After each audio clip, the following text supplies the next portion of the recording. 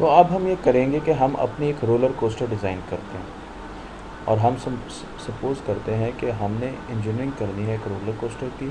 तो मैं यहाँ से अगर मैं इन मूविंग बॉडी जो है उसको, तो ये मैं एक रोलर कोस्टर जो है वो डिज़ाइन करने जा रहा हूँ। ये एक रोलर कोस्टर है।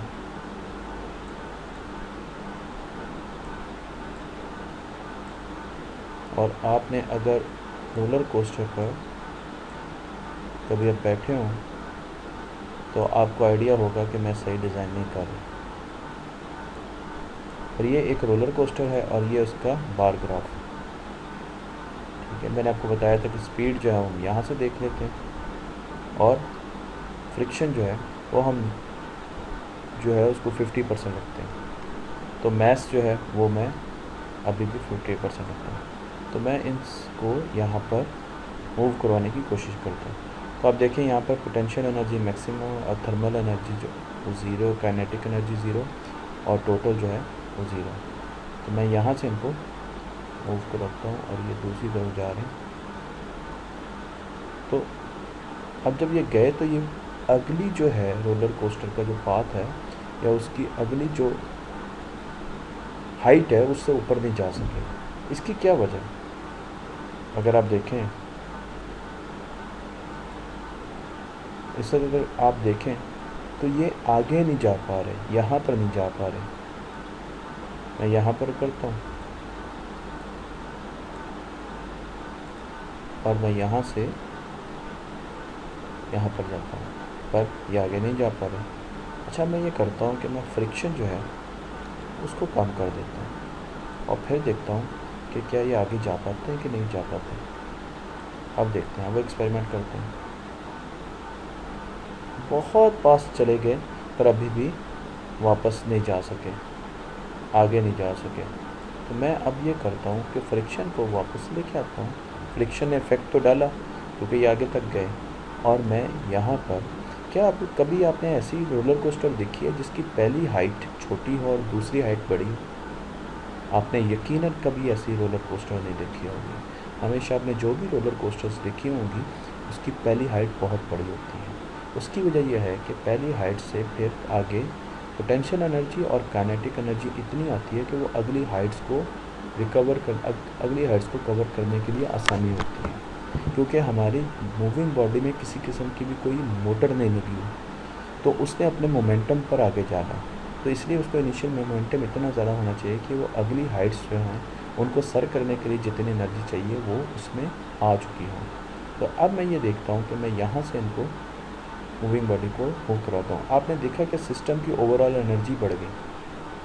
अगर आपने देखा हो तो अगर मैं यहाँ पर करूँ तो आपने देखना, ये टोटल एनर्जी को देखना है। तो टोटल एनर्जी आपने देख ली कितनी है। अब मैं ये करता हूँ कि ये पहली हाइट मूव कर देता हूँ यहाँ से। अब आपने सिस्टम एनर्जी देखनी है। तो क्या किया मैंने, सिस्टम की ओवरऑल एनर्जी जो है वो बढ़ा दी। तो इसका मतलब ये है कि अब जब ये आगे जाएगी मूविंग बॉडी तो इसके पास ज़्यादा एनर्जी होगी। अब मैं इसको यहाँ से करवाता हूँ। तो अब आपने देखा कि पहली हाइट तो चले गए पर दूसरी हाइट नहीं जा सके। दूसरी हाइट क्यों नहीं जा सकी? क्योंकि इन दोनों की हाइट बराबर है। अगर मैं दूसरी हाइट को या तो ऊपर करूँ या तीसरी हाइट को नीचे करूँ, दूसरी हाइट को तीसरी हाइट से हमेशा ऊपर होना चाहिए। तो अब देखते हैं कि शायद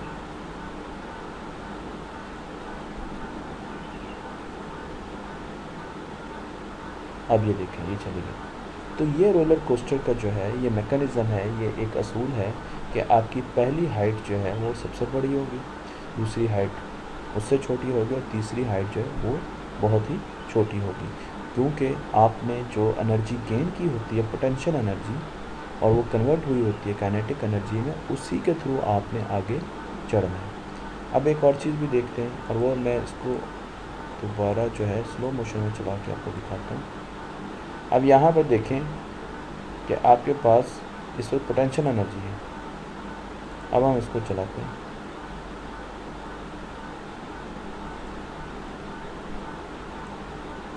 तो आपके पास पोटेंशियल एनर्जी है। अब आहिस्ता आहिस्ता काइनेटिक एनर्जी में बढ़ रही है आहिस्ता आहिस्ता।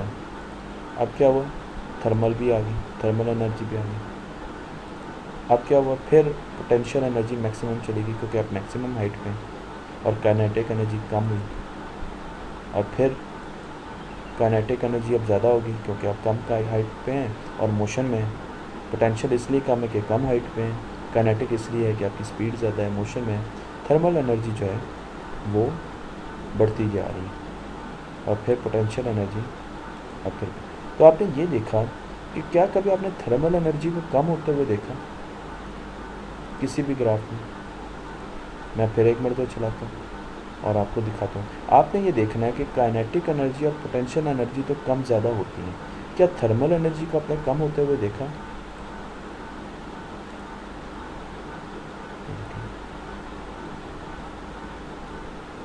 थर्मल एनर्जी हमेशा बढ़ती है, और वो ज़्यादा कहाँ बढ़ती है, जहाँ आपकी स्पीड ज़्यादा होती है। इसका मतलब ये है कि थर्मल एनर्जी जो है वो कम नहीं होती, वो हमेशा बढ़ती जाती है, बढ़ती जाती है, और वो आहिस्ता आहिस्ता बाकी दोनों एनर्जीज़ को कम कर रही होती है। तो अब मैं मैथ्स ज़्यादा कर देता हूँ। अब आपने ये देखा कि यहाँ पर पोटेंशियल कितना था, आपने देखा सिस्टम की एनर्जी। अब मैं सिस्टम की एनर्जी और कैसे बढ़ा सकता हूँ, मैं इसका मैथ्स, पहले मैंने हाइट ज़्यादा की, इस पाथ की, इस हिल की, इस हाइट की, और अब मैं मैथ्स ज़्यादा कर देता हूँ। तो जब मैंने मैथ्स ज़्यादा किया तो ये देखें सिस्टम की ओवरऑल एनर्जी मैंने ज़्यादा कर दी। तो जब मैं यहाँ पर अब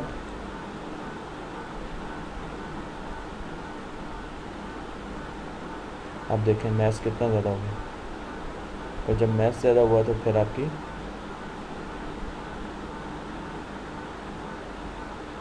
तो मैथ्स से ओवरऑल आपके सिस्टम की एनर्जी जो है वो बढ़ गई। अब मैं एक और एक्सपेरिमेंट करता हूँ, मैं यहाँ पर मैथ्स जो है वो बिल्कुल कम कर देता हूँ इसी जगह पर। अब देखते हैं कि क्या ये आगे जा सकते हैं। ठीक है, ओवरऑल सिस्टम की एनर्जी हमारी कम हुई, पर ये आगे मूव कर गए। मैथ्स ज़्यादा किया था फिर भी आगे मूव किया, हमने बराबर रखा फिर भी आगे मूव किया। अब हम फ्रिक्शन मैक्सिमम कर देते हैं। अब जैसे मैंने फ्रिक्शन मैक्सिमम की इस सरफेस की, ये बड़ी खुरदरी सरफेस यूज़ की, तो आपने देखा कि उतनी ही एनर्जी थी पर हम आगे नहीं जा सके। क्यों? क्योंकि फ्रिक्शन ने हमें अपोज करना शुरू कर दिया। तो ये हम आगे नहीं जा सके। अब हम ये करते हैं कि मैथ्स ज़्यादा कर देते हैं, फ्रिक्शन भी मैक्सिमम रखी और मैथ्स भी ज़्यादा रखा। अब हम देखते हैं कि क्या ये आगे जा सकते हैं कि नहीं जा सकते।